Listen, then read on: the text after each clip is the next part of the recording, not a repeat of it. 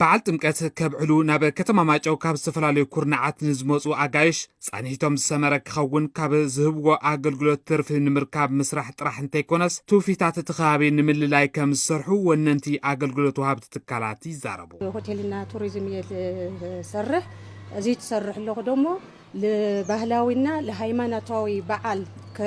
ከብዕሉ ለመጹ ሰባት አጋይሽ ለአቶም ብልሙቺ መልክዑ ገዛና ጽሪና ለሕበጽ ሐቢጽና መረባና ጽሪና ሁሉ ነገር መስተንግዶ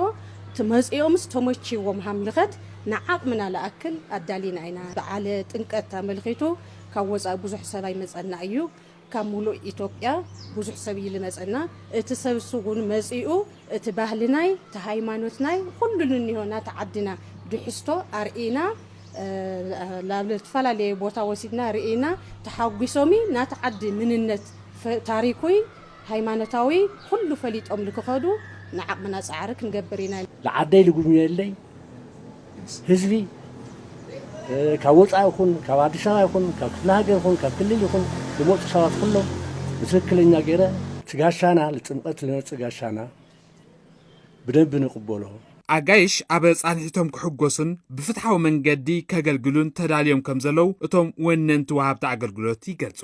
በዋና መምርሕና ጽሬት እዩ